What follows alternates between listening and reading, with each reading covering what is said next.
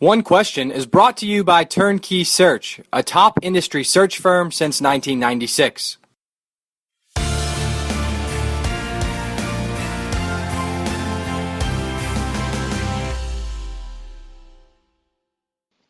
USA Today's Dan Wolken is back on the One Question podcast. And Dan, I think you are the first guest who's been on 3 times, so you can pin that on your wall. I know you're quite proud of that fact, I'm quite sure.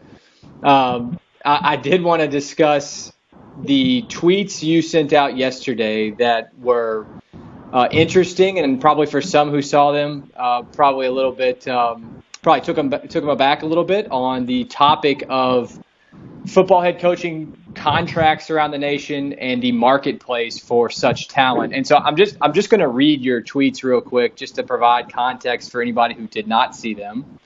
And you were responding to an article John Canzano out in Oregon wrote about the situation with the Ducks. And actually, I want to touch on his interview with Pat Kilkenny that he just closed up a minute ago. We'll do that at the end of this conversation. But you said, and this is word for word, that Mark Helfrich is owed $11 million is a disgrace. I mean, good for him and his family, happy for them, but the responsibility failure is immense. Yes, I know he got to a national championship game, but the constant failure of ADs to treat this as a supply-demand business rather than a reward structure is a total failure and abdication of your duties. Who was going to hire Mark Helfrich? Please tell me, where was the market for him? Everyone knew why they got the title game, and it wasn't Helfrich. And then you followed by simply saying ADs have more leverage than they think, and yet they constantly allow themselves to be bullied into these contracts. It's insane. So some pretty strong language there. And just from a macro level, give me more feedback on these tweets or why you think ADs are budged into a corner and do some of these deals. Well, let me just preface by saying I've never done a contract negotiation, and that would be the first thing probably that an AD would say, and they would be correct. I've never been involved in that kind of a deal before, but I do think I have a good sense of the marketplace for coaches and how this business works. And I think that part of the issue that athletic directors face is that they have no public relations machine whatsoever. I mean, they are the administrator. In some cases, they can be made to be the good guy or the bad guy. They don't really have any sort of defined public role or persona. And at the end of the day, the fan base is always going to side with a successful coach rather than an administrator. So they are at a disadvantage. But I think the main issue that you see over and over again with these contracts is that a school decides that the coach is far more valuable than he really is. And ultimately, given the way this business cycles up and down for most schools, that what ends up happening is you are buying high on these coaches, and ultimately when their stock goes lower, you're stuck with this massive albatross of a contract that you just can't, get rid of, or you end up wasting a lot of, your donors' resources or, your budget to buy it out. And, I think there's certain situations where coaches, do legitimately have options, and that they're going to get an offer from a place and they're going to have to consider that. But I also think schools are far too quick to abdicate their leverage to say, look, if you want to go and take this deal, then fine, we'll go find somebody else. But they never push that process as far as they need to, because ultimately, at the end of the day, I think coaches like stability. Most of them are not, they're not big fans of change. That's just part of kind of the mentality of their business, and they make a lot of money. And I think like Butch Jones last year got this new contract for Tennessee. I don't think it was based on a reward for what he's accomplished. It's a status. It's nothing more than saying we need to pay our coach X amount of dollars because other schools are paying their coaches X amount of dollars. And what was the basis for offering him a raise? What had he done?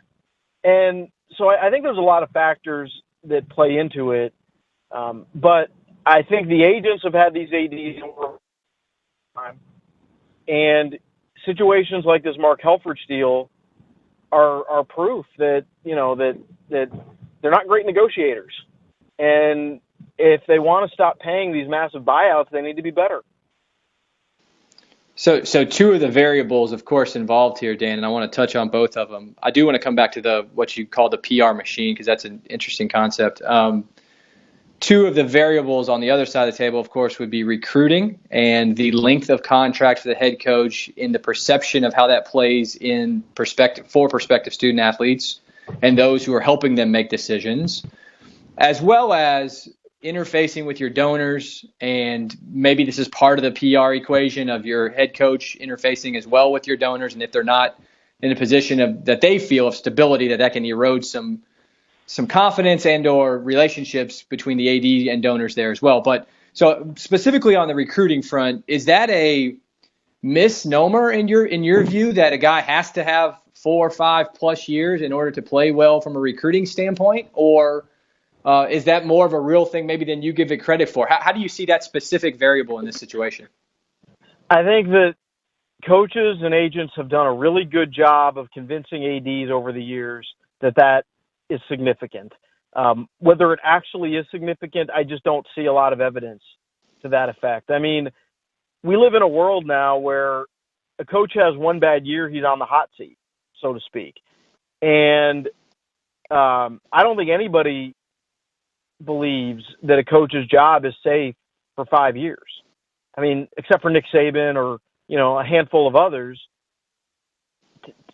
I mean, I think you'd have to be incredibly naive to think that recruits and parents don't go into these relationships with the understanding that something might happen. The coach might leave, might get fired, and you take all that into account. But anyone who thinks that length of contract is some sort of assurance that the coach is going to be there from either side, staying or keeping his job. I mean, we live in 2016 and in a different world now. Nobody thinks that absolutely guarantees anything. So I don't know why people still sort of plan and build contracts around concept, because I just think it's totally. I don't think there's any evidence that it makes a difference at all. And one of the narratives out there about Mark Helfrich specifically is, oh, well, it was Chip's players, right? And so Mark Helfrich, after his first 2 years as the head coach at Oregon, was 24-4, was coming off of a national championship runner-up finish, of course, got a contract increase and extension, a pay increase plus an extension on his deal. And I think, and I looked this up a little bit before we got on here, that at the time he was he was probably in the lowest fifth, or certainly the lowest quarter of head coach compensation for Power 5 programs, and he maybe went to the kind of the middle of the pack. So do you think the media at times undervalues compensation for overperformance? We always seem to hear about either length or total compensation's out of whack. Obviously, you're arguing in terms of both here in this case, but we don't ever really seem to hear that the media argues the other side, which is, hey, this guy who was 50 plus in overall compensations coming off a national championship, he was undervalued or underpaid at the time. Is that just part of maybe what draws eyeballs from a media standpoint right now? Well, but I don't think he was undervalued or underpaid. I mean, he was a in-house hire who was chosen because of continuity, because they had this base of players.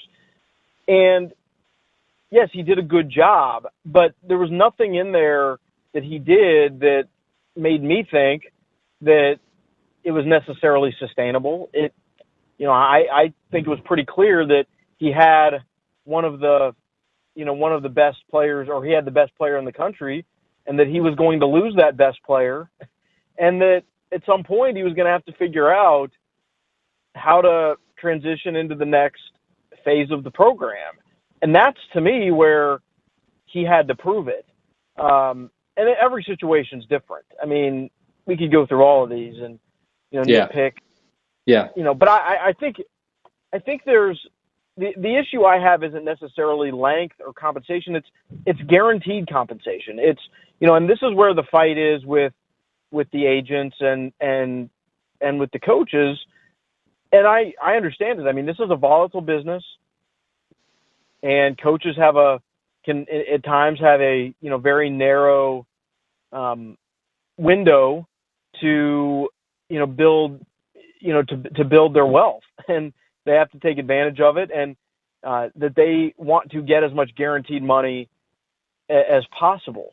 But I also think from the athletic director side, it's irresponsible to say we're going to guarantee somebody $15 million or $20 million over the next 5 or 6 years when there's a lot that can go wrong. And, it's just a massive investment that you can't get out of.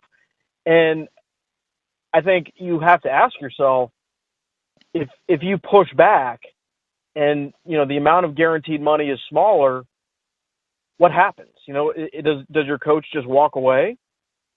I think there are certain people who need to test that, and if they do walk away, then so be it. So if the program, I just think there's a lot of good coaches out there, and there's very few who are irreplaceable. There are some that are irreplaceable, but not very many. Mm-hmm. And I think these guys are treated like they're irreplaceable, and I just think that sort of boxes athletic departments into these massive buyouts that frankly they just can't afford. Yeah, and I think you're right about it. Every situation is different, of course, and we could nitpick the hell out of every one. In Oregon's case, and clearly, hindsight we could say is 2020, but coming off a national championship runner-up, regardless of whose players were there or not, Mark and his staff had to coach them, and coming off a national championship near win seems pretty extreme case to me of saying the guy hadn't proven it yet. But again, we could nitpick the hell out of every single one. Where was he going? But where was he going? That's my thing. Is like, okay, so yes, sure. So let me ask you. Yeah, I agree with you there. So my counter would be: so you want Rob Mullins to walk in front of his biggest donors? Let's take the Pat and Penny Knight and Pat Kilkenny out of the equation, and there's still some significant donors in Eugene. You want him to walk in front of his main donor group, and they say, Mark just got us to a national championship game, and you want Rob to say, yeah, well, I'm not sure if he's got the stuff, and nobody's going to come hire him.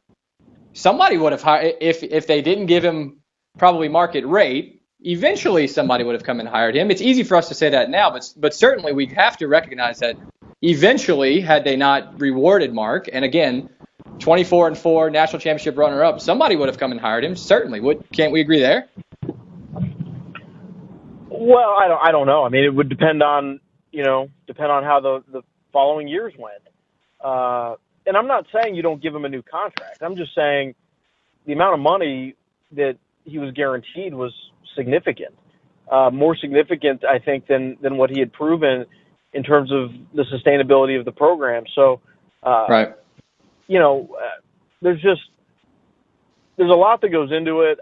I just never was sold on his ability to keep that thing going. And obviously, he hasn't, and they're going to have to make a very expensive decision. And they're not the only ones. I mean, I just think you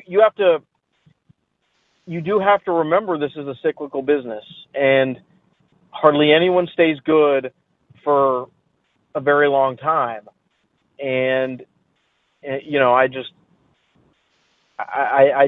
think that, you look at these coaches like Stocks, and you're rewarding. You give them all this money when their stock is the highest, and frankly, there was nowhere to go but down. So we'll see. We'll see what they do. But I do think that fundamentally these ADs have more leverage than they think they do, and some of them get stung by it. Yeah, the PR machine context that you related earlier, I think, is interesting. And in your follow-up tweets in this thread, you kind of pointed to Barry Alvarez maybe as being one athletic director, given his background as a very successful head football coach who has a different type of profile and ability to face up these situations, maybe. And of course, it's in the context of Brett Bielema leaving Wisconsin for Arkansas. But I mean, what can ADs do in this situation to respond to the PR machine of the head coach?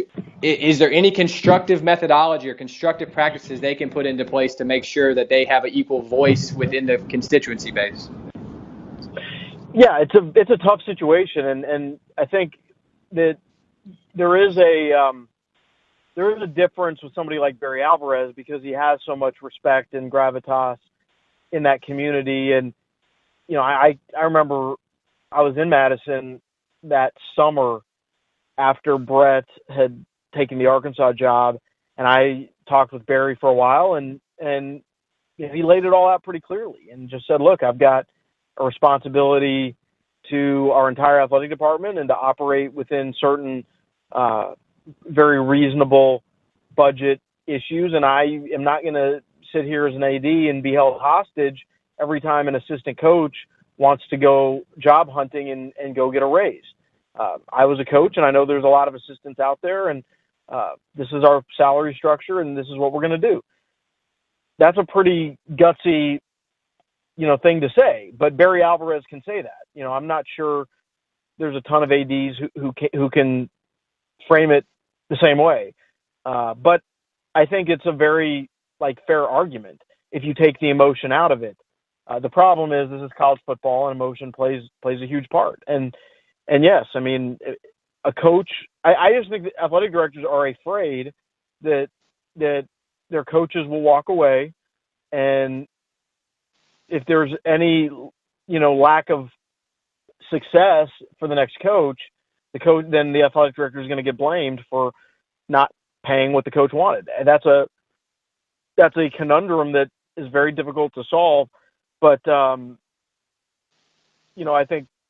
think transparency and the way these things are framed, in terms of providing a reasonable budget and what you actually think the coach is worth, and what you think the program versus the coach equation is in terms of the success. There's just there's a lot there that can be said. Whether people buy it is another matter altogether, and that's certainly not a position I envy. Yeah, I want to get your opinion on one other angle on this overall topic. Since John Canzano just interviewed Pat Kilkenny literally minutes ago, that conversation closed up, and Canzano asked Kilkenny if Pat Knight had told him about this figure that Darren Rovell had thrown out, I don't know, last week, 2 weeks ago on Twitter, that Oregon would pay $10 million a year for a new head football coach. And Kilkenny said that Pat Knight told him, I never said that to anyone, quote, living or dead. So if we are to believe Pat Kilkenny, where does that put Darren Rovell's tweet? What's the responsibility of the media in this case? Because, this is a really gray area, I think, for a lot of people going, well, I'm sure Rovell would clearly support where he got this quote, this evidence from somebody close to Phil Knight, not Pat Knight, of course, Phil Knight. But yet Pat Kilkenny saying Phil never told him that. How are we to justify this? Well, I don't want to really get into somebody else's reporting. I would say that Darren Rovell had somebody who told him that, somebody he trusted, somebody who is at least reasonably close enough to the situation at Oregon or Nike or Phil Knight that he believed it. So that's fine. There's stuff in these coaching rumors that gets thrown out there all the time, and some of it's accurate and some of it's less accurate. But I don't really think it's that big of a deal. I mean, look, I thought the whole story was kind of silly anyway, because if you know anything about the coaching business, $10 million, there's only a few coaches in the country who are worth $10 million a year. And the ones who are not going to go to Oregon. You know, they're already at Alabama and Ohio State and Michigan and a few other places. They're not leaving to go to Oregon. The coaches that Oregon could get are not worth $10 million a year. They're more market rate type of coaches. And so I just found that whole story to sort of be sensationalistic, fodder for Twitter anyway, not as opposed to, some sort of legitimate news topic to discuss. It just, I heard it and I didn't really think anything of it because it just, whatever. It's not, it is not in the realm of reality. I agree. But coming from a guy with 1.5 million Twitter followers, and this conversation could dovetail into so many different places we're not going to go in terms of legitimacy of media reports. And my God, we've been inundated with that the last couple of weeks with the presidential election. But man, I'm with you. It seemed totally out of the realm of reality or responsibility. But Canzano and Rovell certainly ran with it together, and then Kilkenny made his comments today, and I was just drawing a huge emoji with big eyes and going like, what are we talking about here? So Rovell, it just seemed way off to me, and I'm wondering about like how we think about the media's responsibility in this case. But conversation for another day and not for recording, I think. Yeah, absolutely. I mean, it's the kind of stuff that gets thrown out there a lot. But we'll see what happens. It'll unfold here in the next few weeks, and I anticipate that the $10 million thing is not really gonna be remembered very long. And that's today's One Question, brought to you by Turnkey Search, a top industry search firm since 1996. One Question is designed to give D1 Ticker subscribers valuable insights on how executive leaders in college athletics think about key issues on their respective campuses, in their departments, or within their leagues and conferences. One Question is brought to you by Turnkey Search, a top industry search firm since 1996.